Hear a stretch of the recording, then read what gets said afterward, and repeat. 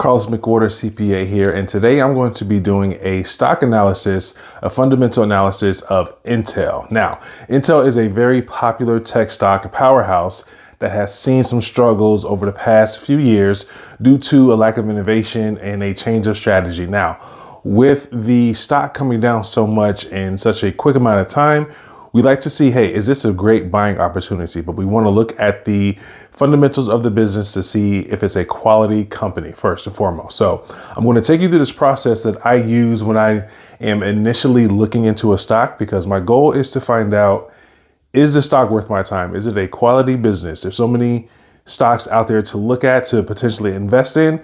I only want to spend time looking into companies that are actually worth my time. So I want to make sure it's a quality business first and foremost before I dive further into the financials and reading the 10Ks and going back years to really understand the business and the industry. So we're going to go through that process that I use right now. So first, looking at the stock performance year to date, we see that it is down 60% from January, all the way down to $19.71 currently. Current PE ratio is 82. Still seems pretty high, but we'll see after the fundamental analysis that we're getting ready to do, does it make sense to potentially consider this as a possible investment at such a low valuation compared to where it was? We want to make sure we look at great buying opportunities, and sometimes that means being a contrarian. The stock is falling down because people are losing faith in it. They don't want to hold it anymore. So we want to be making sure that we are being a contrarian and looking for opportunities potentially like this when the stock falls so much. So 60% down year to date. Let's look at revenues first and foremost. So looking at the revenues of Intel, we see back in 2014, they were at 55.8 billion. As you see, they started going up all the way to 79 billion in 2021. Pretty solid increase, but if you see the past few years, they've been taking a hit, down 20%, down 14%. And looking at the last 12 months, so half of 2023 and half of 2024, they're at 55 billion, pretty much where they were 10 years ago. So this shows that right now they're in a declining state. They're decreasing over the past 5 years at about 6% down each year. So that's not good. We have revenues trending in the wrong direction. Again, I mentioned there's a lack of innovation from Intel. They're kind of falling behind when it comes to innovating semiconductors or computer chips, and also a change of strategy where they're kind of focusing more on manufacturing. So you see their revenues going down a lot. That is no good. Now, I like to look at margins as well. Gross margins letting me know how efficient the company is. Net margin letting me know how profitable the business is. As we see 10 years ago, 64% gross margins, pretty solid. Now those margins are deteriorating, 42%. So not only are revenues going down, they're losing efficiency. It's costing them more to produce less revenue. So that is a very bad sign. We don't want that at all. Looking at net profit, same thing, 21% net profit margin, meaning for every $100 that they bring into the business through revenues, they're able to hold on to $21 as net profit. That's 10 years ago. Right now, they're at 2%. So again, margins are deteriorating. The cost is increasing relative to the revenues that they're bringing in. This means management is probably making a lot of wrong decisions for this to be happening with the revenues and subsequently the margins. Even when revenues going down or swings in revenues, a solid company can still hold on to their margins, hold on to their effectiveness and their quality of productivity. But as we see, not only are they losing revenues, they're losing effectiveness and profitability as well. So revenues and margins are not looking good for this company. So let's look at the free cash flow.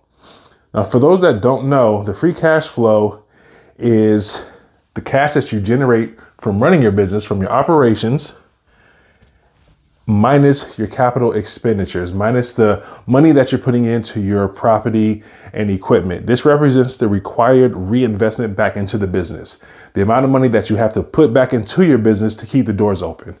So that is your free cash flow. Now, we use free cash flow, or businesses are going to use their free cash flow for reinvestment, paying down debt, making acquisitions, paying dividends to the shareholders, and buying back shares, reducing the share count, which also adds value to the shareholder. So looking at the free cash flow, similar story to the revenues, we have 10.2 billion in 2014. We see the increase all the way up to 20.9 billion in 2020. And then we start seeing some major deterioration of the cash flow. Down 56%, down 205%, down 48%. Now, for the past 12 months, they're up a little bit, 12%, but they're still in this negative cash flow position of $12.5 billion. Again, a horrible sign of the health of the company and the progress of the company. Now, this does make a little bit of sense because as Intel is focusing on building their foundries, that's going to be their manufacturing plants to produce more chips on US soil, that is a heavy capital expenditure, that's going to be heavy capital expenditures going into that. So it makes sense that their free cash flow is going to be constricted and decrease, but people are forsaking the stock because they're not expecting the company to take this much of a hit for this long. This is going into the third year in a row with negative free cash flow. So that means to run their business, they either have to take out debt or dip into their cash pot on the balance sheet to keep running their business. They're not producing cash from their operations year after year to fund their business. So this is another bad sign for the company. Now let's go to the balance sheet. We want to make sure that the company is in a healthy position. So there's two things I look at when I'm looking at the balance sheet. One is debt to free cash flow. How much debt do you have and how fast can you pay it off based on your free cash flow generation? And number two, your debt to equity. How much debt do you have? And I'm going to compare that to the equity ownership value that the company has that's on the books. So debt to free cash flow. Again, because the past few years, they've had negative free cash flow. They haven't been able to pay off their cash flow. But before that, they pretty much averaged a pretty good amount. As you see, best that they've had 10 years ago, they were able to pay off their debt in 1.2 years. The worst, 2021, they could pay it off in 3.7 years. We want that number to be between 3 and 5. If a company can pay off their debt in 3 years or less, amazing. 5 years or less, as long as they have the solid cash flow, that's fine as well. But as you see, the past few years, looking at their average free cash flow generation and their average debt, notice how high that debt is going. Right now, they average about 7.7 years to pay off their debt. That means they are in a poor leverage position. That's entirely too long to pay off your debt. So the balance sheet is not looking healthy based on the debt to free cash flow. Now, debt to equity. We want this number to be 25% or lower. That is amazing. If it's up to 50% and they have the cash flow to handle the debt, that's not the best position, but it's not a bad position. As we see, the company pretty much stays in a solid, good to okay debt to equity position. We have 22% 10 years ago, and worse is 44%.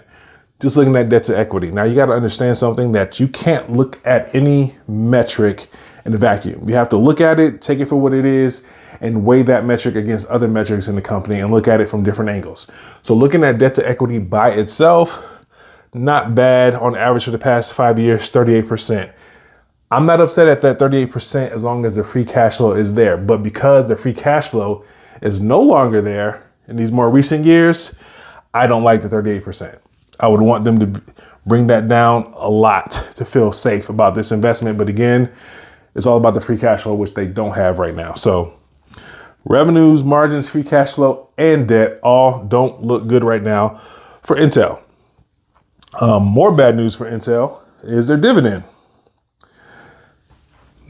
The past 5 years, they've reduced their dividend by about 12% per year. Unfortunately, Intel has announced that they are going to cut their dividend. So that's another reason why a lot of investors are selling this stock. With no dividend, you're erasing the incentive for many investors to hold this stock. So that is bad. No dividend. We move on. There's nothing else to talk about there. No dividend. Okay, now value creation. So this is what I would consider kind of really lifting up the hood and looking at the business. Let's say there's a car accident and you see a dent in the car. Without lifting up the hood and checking all the components of the car, you're not going to know what the true damage or the true operating effectiveness that the car could have. So this is what I'm doing when I'm looking at the value creation metric that I like to use. I like to look at the return on invested capital and compare that to the weighted average cost of capital. Now, return on invested capital, how much money a company makes divided by how much it's spent to make it. So capital is pretty much cash that you're putting into the business. Capital comes from two places. You can either take out debt to bring in cash to the business and infuse that cash to the operations, or from equity. Now, this equity can be from shareholders when they're buying shares, putting money into the business, or this equity could be from profits. You have a business, you have profit left over, and you're taking that profit, and that profit becomes equity, and you're putting that money back into the business. So there's two sources of capital: debt and equity. So we're going to look at the return on invested capital. 63%. Excuse me, I misspoke. 0.63%. Even worse. So 0.63% is not a high number for return on invested capital, especially when it comes to a tech company. Typically, they're going to have higher returns since they have typically lower capital expenditures, lower expenses, and higher efficiency, since typically they're making money off of software, which you put cash in to create once, and now you're kind of updating it through research and development, but you don't have the heavy capital expenditures going back into the product. Say for a car manufacturer, they have to manufacture every car, so the costs are going to be higher. So, and returns on invested capital are going to be lower. So these are very, very poor returns for a software company. Now, the weighted average cost of capital. Again, capital comes from two sources. We have debt and we have equity. The weighted average of the cost. What is the cost of debt? Well, it's the interest expense. That is the cost of the debt. What is the cost of the capital, or the cost of the equity? Excuse me. The cost of equity is going to be pretty much the difference between how much money you can make, or how much you can make from investing that money into the stock market versus the risk-free return, say a 3-month treasury. So 4.8%, and what's the spread between that and how much I can expect to make in the stock market with this company. So the weighted average cost of equity and debt for Intel right now is 7.73%. So really, we're at a negative 7%. This is how much the true value of the company decreased within the past year, negative 7%. Now, let's compare that to the industry average. For semiconductors, the average return on invested capital is 18%. So as you see, Intel is well below the average. Now, they do have lower cost of capital than the industry averages. However, the industry average is making, or the average semiconductor company is creating value of about 7.8% annually right now. Negative 7 to 7, you have almost a 14% swing where Intel is compared to the industry. So is Intel creating value? If you have a good business, every day that your doors are open, you want to be creating more value in that company. And this is how we measure that. We look at the return on your capital, compare that to your cost of capital, and then we see how much value you're creating, how much value you're creating or losing, and we see Intel is losing a ton of value each year. So that's another bad sign for Intel. Not looking like a quality company at all so far. Shares outstanding. So what companies will do with their free cash flow, if they have extra free cash flow, they'll pay some in a dividend. Then they'll also take some of that money and buy back shares. That is a good thing to a shareholder. If you think about it, if I reduce the number of shares that are outstanding, the people who have shares, that's more earnings for those shares. That's more cash flow that those shares have a claim to. So we like companies to pay down, or excuse me, to buy back shares, reducing the share count. And as we see over the past 20 years or so, Intel has a pretty solid downtrend of buying back shares. We see in recent years, due to the cash flow constraints, that they are starting to sell shares. So that trend is reversing a little bit in these few years. Is that trend going to continue? Possibly, if they cannot figure out how to generate cash flow with their new strategy. So, but overall, that's a good thing. So we do have a check here for them. Whoop, get a check that they actually have some solid trends of reducing the shares. Next, let's look at valuation. How would we value this company? Or how would we consider this company as far as being undervalued, fairly valued, or overvalued? Which one is it? I like to use the price to free cash flow. I like to know how much money does it cost me to earn $1 of free cash flow in this investment. However, since they're at negative cash flow, I'm not going to use that metric. So I'm going to go to the PEG ratio. Compare the price earnings ratio to the expected growth of the company. Now, Peter Lynch really liked this metric, and he said that the PE ratio of any company that's fairly valued or fairly priced will equal its growth rate. So it should be close to a 1-to-1 ratio when you're looking at the PE ratio and the expected growth rate. So let's look right now, 82 PE, very high PE of 82. Compare that to the expected growth rate of Intel over the next 5 years, 29.46% per year for the next 5 years. With that metric, it says that we're at 2.78. So it's priced at 2.78 times the expected growth, which means this company is right now grossly overvalued at 2.78. We want that to be 1.5 for a quality company, 1.3 for maybe a company or that like Intel that may not be growing a whole lot, but you want to make sure you're not overpaying for the stock. Now, if you're dollar cost averaging, this doesn't matter. Periodically invest in the company, no matter what the price is, no matter what the valuation is. But those who are lump sum investing, you want to make sure that you're not putting money into a company and overpaying for that company. So with that being said, looking at the scorecard of all the metrics we just reviewed, it is bad for Intel except for shares outstanding. That was the only positive metric that we saw looking at it. So revenues and margin trends were bad.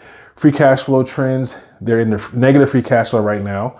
Balance sheet was not in good position, primarily due to the free cash flow. Dividends, they are cutting. They are not creating value. They're actually losing value by opening their doors and running their business. The shares outstanding, positive. Valuation, no, it was overvalued. So overall, Intel is a no as far as being a quality business. It's not one that I would consider investable at this point. I believe there are so many other great businesses to invest in. I would not worry about touching this one. So hopefully you enjoyed this stock evaluation. In the comments, let me know what other stocks you would like for me to review, and let me know what you think about this one. So hope to see you in the next video.